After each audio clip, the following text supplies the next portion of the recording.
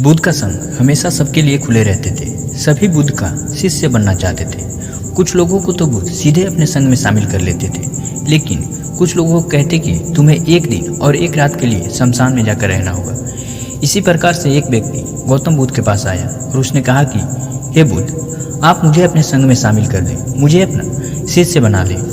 इस पर गौतम बुद्ध ने कहा कि तुम्हें मेरा शिष्य बनने के लिए एक दिन पूरा शमशान में बिताना होगा और वहाँ तुम जो कुछ भी सीखोगे मुझे आकर बताना होगा। उसके बाद ही मैं तुम्हें संग में शामिल होने की आज्ञा दे सकता हूँ। वह व्यक्ति इस बात को सुनकर घबरा गया। उसने बुद्ध से कहा कि दिन में तो ठीक है, लेकिन रात में शमशान में रहना खतरनाक है। बुद्ध ने कहा कि कैसा खतरा? व्यक्ति ने कहा वहाँ पर भूत प्रेत होंगे, वह मुझे पकड़ लेंगे। बुद्ध ने कहा क्या तुमने कभी भी भूत प्रेत को देखा है? व्यक्ति ने कहा नहीं, पर मैंने बहुत सुना है और कुछ लोगों को देखा है जिसके अंदर भूत आ जाते हैं और वह अजीब अजीब तरह की हरकतें करते हैं। तब बुद्ध ने कहा कि तब तो तुम्हारे पास यह सुनहरा अवसर है यह जानने का कि भूत प्रेत होते हैं या नहीं। तुम वहाँ एक रात गुजारो और फिर विश्लेषण करके मुझे बताना कि भूत प्रेत होते हैं या नहीं। अगर वह तुम्हें मिल जाए तो तुम उनका विश्लेषण करना कि वह कैसे होते हैं, और अगर वह तुम्हें नहीं मिले तो तुम यह जान सकोगे कि भूत प्रेत नहीं होते हैं। तुम घबराना मत, वहाँ जाओ और जो भी घटना होगा मुझे बताना। व्यक्ति ने कहा ठीक है गुरुदेव, अगर आप ऐसा ही कहते हैं तो मैं एक दिन पूरा और एक रात शमशान में जरूर गुजार लूँगा। बुद्ध ने कहा ठीक है, अभी तुम जाकर आश्रम में विश्राम करो और कल सुबह ही शमशान के लिए निकल जाना। बुद्ध ने एक दूसरे शिष्य को अपने पास बुलाया और उससे कहा कि यह व्यक्ति कल शमशान जाएगा, तुम उसके पीछे जाना, उसे नज़र मत आना, लेकिन हाँ उसका ध्यान रखना, पर यह याद रहे कि उसे यह पता न चले कि तुम उसके पीछे गए हो। अगले दिन ही वह व्यक्ति बुद्ध के पास आया और बोला गुरुदेव, जैसा आपने कहा था मैं शमशान के लिए निकल रहा हूँ। बुद्ध ने उस व्यक्ति से कहा ठीक है, अब तुम जा सकते हो। वह व्यक्ति शमशान गया और अगली सुबह बुद्ध के पास उपस्थित हुआ। बुद्ध उसे देखे और मुस्कुराए और उससे बोले कि तुमने वहाँ पर क्या देखा और क्या सीखा? व्यक्ति ने कहा मैं वहाँ सुबह गया, कुछ देर बाद मैंने देखा कि कुछ लोग एक अर्थी को लेकर आ रहे थे। कुछ लोग सामान्य थे तो कुछ लोग बेहद ही खुश थे। वह कह रहे थे कि उस व्यक्ति ने अच्छे कर्म किए हैं, वह बहुत ही किस्मत वाला है। उस बुजुर्ग के बेटे ने अपने पिता की चिता को अग्नि दी। वह कुछ देर तक वहां खड़ा रहा। उसके बाद एक एक करके सभी लोग जाने लगे। थोड़ी देर बाद वहां पर दो और अर्थी आई, जिसमें एक अर्थी किसी अमीर व्यक्ति की थी जो बहुत ही सजी धजी थी, उसमें बहुत सारे लोग थे, जबकि दूसरी अर्थी किसी गरीब व्यक्ति की थी जो बेहद ही साधारण थी, उसमें कुछ ही लोग थे। अमीर व्यक्ति की चिता चंदन की लकड़ी पर जलाई गई, जबकि गरीब व्यक्ति की चिता एक साधारण सी लकड़ी पर जलाई गई। पहले अमीर व्यक्ति की चिता को जलाया गया क्योंकि वह अमीर था, जबकि गरीब व्यक्ति की चिता को बाद में जलाई गई। थोड़ी देर बाद इन दोनों व्यक्तियों की चिता को जला दिया गया। उसके बाद सभी लोग वहां से जाने लगे, लेकिन मैं वहीं खड़ा सब देखता रहा। बुद्ध ने कहा कि तुमने उनके चिता को देखा तो क्या समझा? व्यक्ति ने कहा बुद्ध, दोनों के चिता समान ही जल रही थी, दोनों का शरीर भी उस चिता में समान ही जल रहे थे। उसके बाद उसमें वो दोनों जल भी समान ही रहे थे और जो बचा वह भी एक ही जैसा था, उनमें कुछ भी अलग नहीं था। उसके बाद वहाँ पर एक स्त्री की अर्थी आई। उस स्त्री का पति बेहद ही दुखी था। वहाँ आए सभी लोग काफ़ी दुखी थे।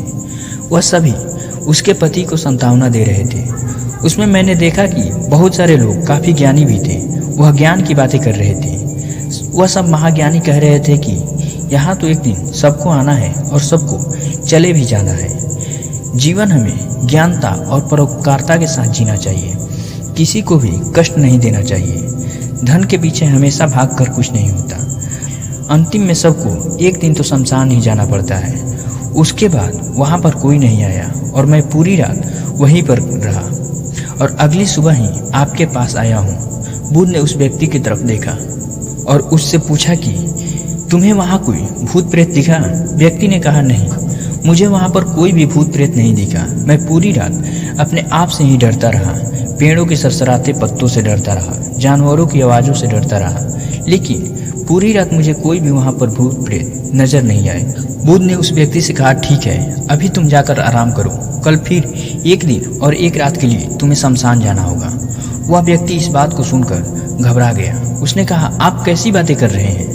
आपके कहने पर आज पूरा दिन और पूरी रात मैं वहीं पर रुका रहा। मैंने वह समय कैसे काटा है मैं ही जानता हूँ। अब मैं दोबारा से वहाँ नहीं जाऊँगा।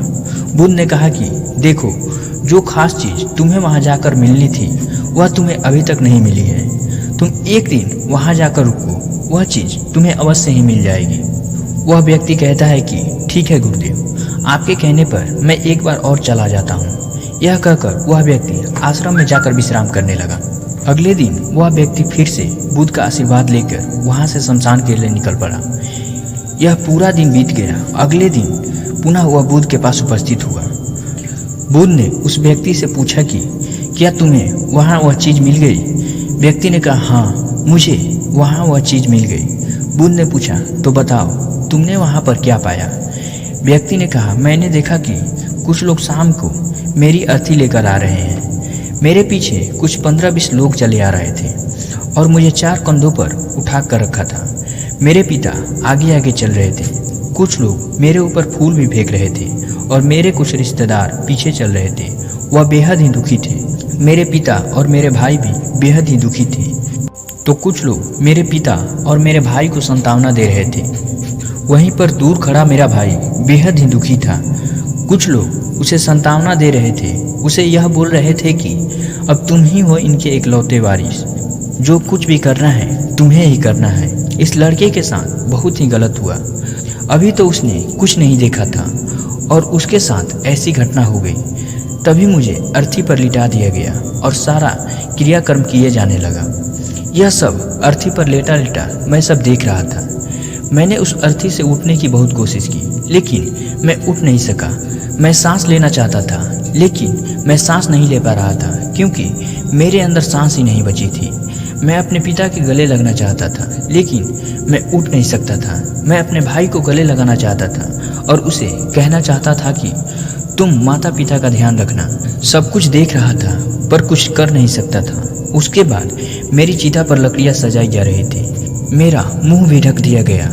अब उस चादर से मुझे कुछ भी दिखाई नहीं दे रहा था। फिर मुझे थोड़ी थोड़ी गर्मी महसूस होने लगी। फिर मैंने देखा कि मुझे जलाया जा रहा था। मेरे हाथ पैर जलने लगे, मेरे हड्डियाँ, मेरे खाल सब जलने लगे। धीरे धीरे अग्नि ज़्यादा बढ़ गई थी। मैं वहाँ से उठना चाहता था। मेरा दम घुट रहा था। मैं सांस लेना चाहता था, लेकिन मैं ऐसा कुछ भी नहीं कर पा रहा था। मैं उस अग्नि में पूरी तरह से खो गया था। मैं पूरी रात खुद को ऐसे ही जलता हुआ देखता रहा। मैंने देखा कि अंतिम रूप में मेरे पास केवल राख ही बची हुई थी। उस पूरी रात ना तो मैं डरा और ना ही मुझे डर का एहसास हुआ। और पता नहीं मैं कहाँ पर पूरी रात खोया हुआ था। और सुबह होते ही मैं आपके पास आया हूँ। इसके बाद बुद्ध मुस्कुराए और उससे बोले, अब तुम संघ में शामिल हो सकते हो।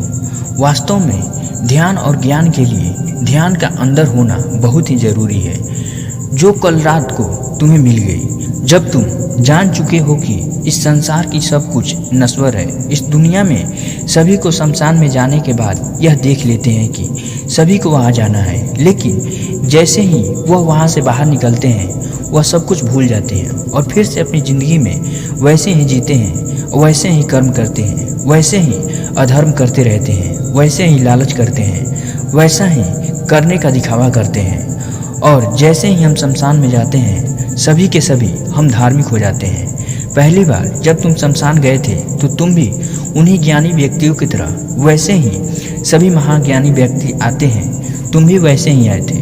जैसे ही तुम वहाँ पर दोबारा जाकर आज वापस आए हो तो तुम्हारे अंदर भी यह ज्ञान का बीज उत्पन्न हो गया है। हम तब तक अपने जीवन को नहीं समझ सकते जब तक कि हम अपने मृत्यु को जान नहीं जाते। जो व्यक्ति बीमार है वही स्वस्थ के महत्व को जान सकता है। जो ज्ञान की बीज तुमने कल रात को पाया है, अब उसे तुम्हें लक्ष्य बनाना है और ऐसे ही विशाल लक्ष्य तुम्हारे अंदर उत्पन्न होंगे जो सभी को ध्यान के छांव में परिपूर्ण करेगा।